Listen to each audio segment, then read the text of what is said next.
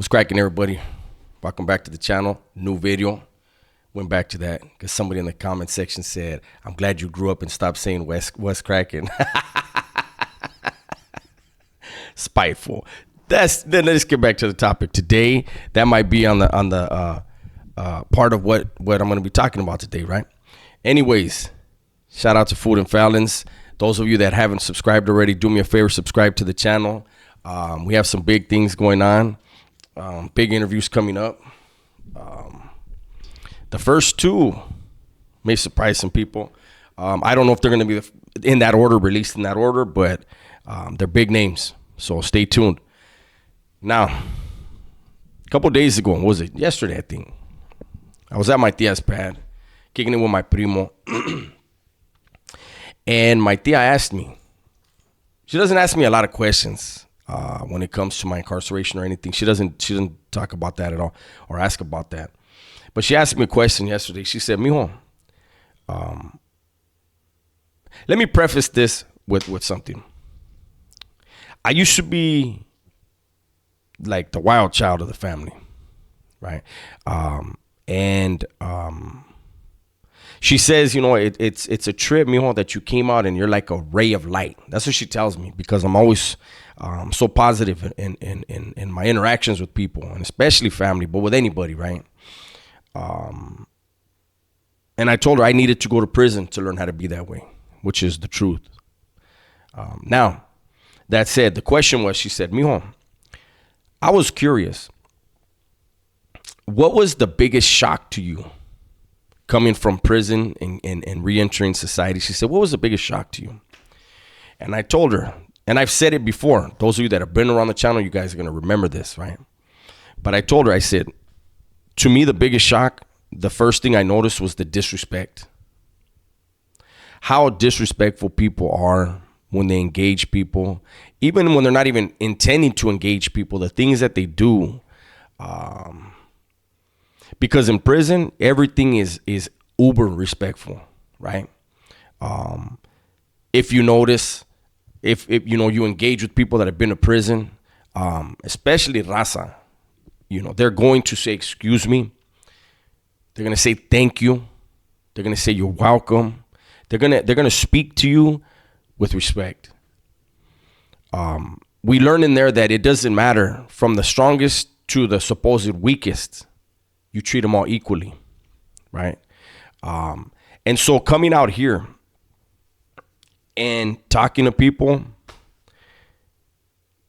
their self-awareness is so lacking. You know, obviously in there, when you're interacting with anybody, you know you're interacting with a very violent individual, or else they wouldn't be there with you. Out here, people assume that everybody's like them. And it's, in a way, it's kind of like cool that they're that naive, right? Because then it means that they didn't grow up around traumatic, or at least violently traumatic experiences. Because I can't say that no one experiences trauma. Trauma can come in different forms and fashions, right? But you know what? Here's a simple thing that I notice people out here do. And in prison, you know, maybe when you first come in, you do this, and then you learn quick where it's not worth it. So let's say it's in your relationship, and you happen to leave something somewhere, and you intend to get it and move it and put it where it belongs. But for a minute, you know, you're tired, whatever it is, and you put it somewhere. And your old lady, hey, you're gonna just leave that there?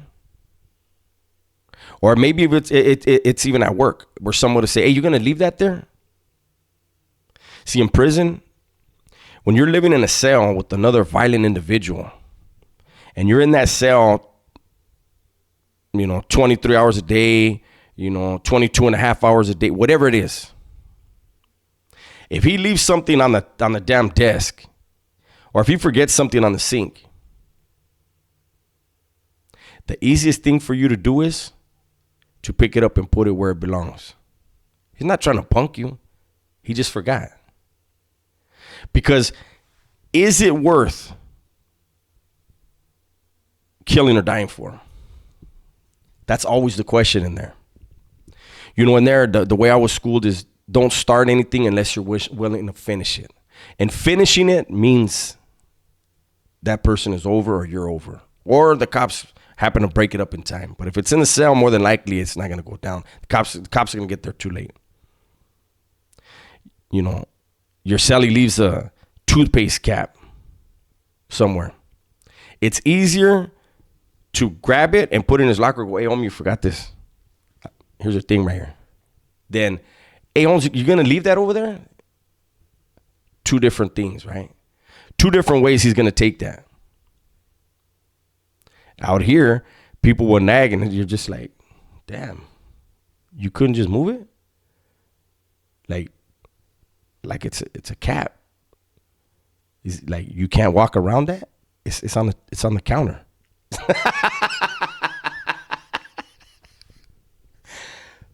In prison, again, I can only speak on the raza side, right? When we speak to people, you're not going to cuss at them while you're speaking unless you already have it in mind. I'm going to go there with this cat. So if you have, you have to engage with somebody, hey, I'm wondering about this. Hey, don't worry about that shit. You're not going to do that in prison. If you do that to somebody in prison, it's for a reason. And that other person has to identify that. Hold up. What the fuck is indicated here? And go there. Out here, people do that shit and it's like normal. I had, when I got out of my CNC apprenticeship, right? And I went to my first shop. I was walking through the shop with HR. And the owner was walking around. Guy was eccentric. Crazy dude. And he walked over to a station, right? He walked over to this dude's machine. And he picked up a part he was machining. And he was looking at it, right? And I'm looking. I stopped. I was with HR. Shout out to Melanie and HR. You know who you are. And I looked because I could see the aggressiveness in the owner's face as he was saying whatever he was saying to the machinist, right? And I'm like, what the fuck?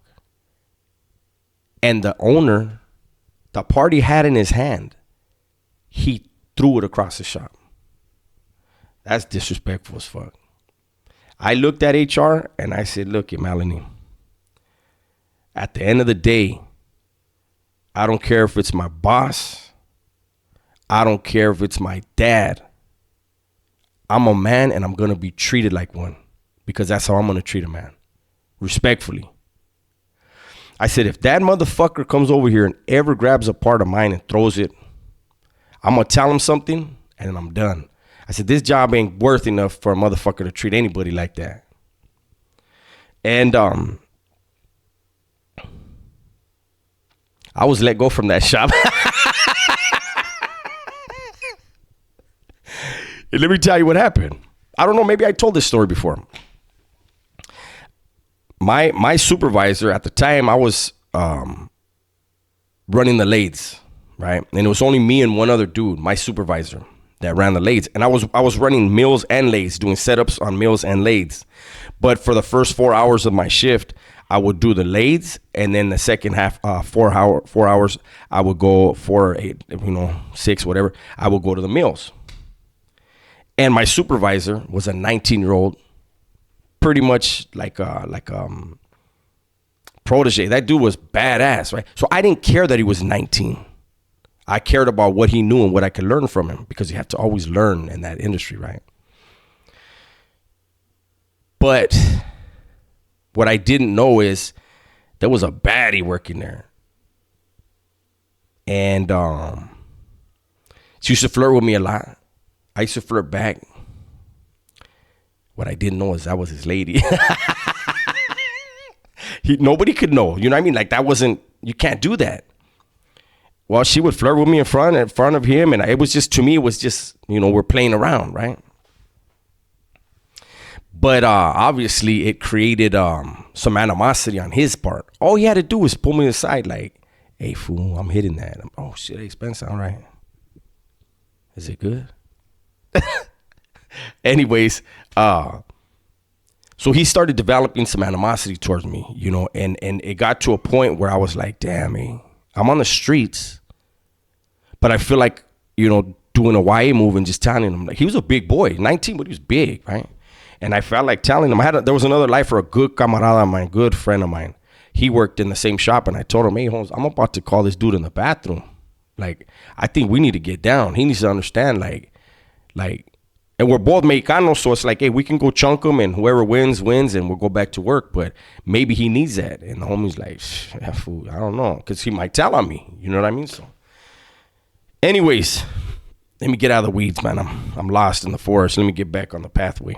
So, one day I come in, just starting my 4 hours on the lathes, and my supervisor had taken apart the machine, right? And he put it back together, but he left a lot of shit out, right? And so I come in, and here comes the owner. And he's like, hey, what the fuck is that? What? How the fuck am I supposed to know? So I hit him back with the F-bomb. How the fuck am I supposed to know? You just watch me clock in. The fuck I just got here. So his voice elevated, mine elevated. Let me tell you something. The whole shop was watching because we were yelling in each other's motherfucking faces. And it was the owner and his vice president. And when he walked off, his vice president told him, hey, you were wrong. He told him I had just started my shift and just walked in. Like, you're saying that he left a mess for, you know. He told him, right? Next day I come to work. I don't give a fuck about talking to him. Just pay my fucking check. I'm making you a grip of money, right? And he comes up to me and he says, I want to apologize for yesterday. I was out of line. I said, yes, you were. It's all good. I said, I don't hold grudges, eh? That's a womanly thing. You know what I mean? You did what you did. I did what I did. I'm going to work. You're going to pay me, right? He said, yeah. I said, there it is there. About 2 weeks later, the floor manager was like, hey, Mike's not going to fire you, but this isn't going to work. That was a long ass story, and hopefully you saw the message in there. He came with his free world tactics, which luckily I've done the time that I've done, and I've worked on myself the way I did to where I recognized the way to deal with that. Did I deal with it the best way? For me, yes. For people who are still motivated by ego, absolutely not. That was a situation where another dude maybe, because in our industry, since just so you guys know, if you have a criminal past and it's hard for you to find work, but you have family that's helping you out, go to City College and take CNC classes. Every shop I was in, there's ex-convicts in there. And it's a great industry, man. But anyways, this video, how long have I been talking? 14 minutes. That's way too long. You guys know I only go fucking less than 10 minutes. But this is something I wanted to talk about. And it's important that people be aware of how they're speaking to other people, because you don't know who you're speaking to. Try treating everyone equally, if not the way you want to be treated. Isn't that the golden rule in the Bible? Treat others as you want them to treat you, something like that.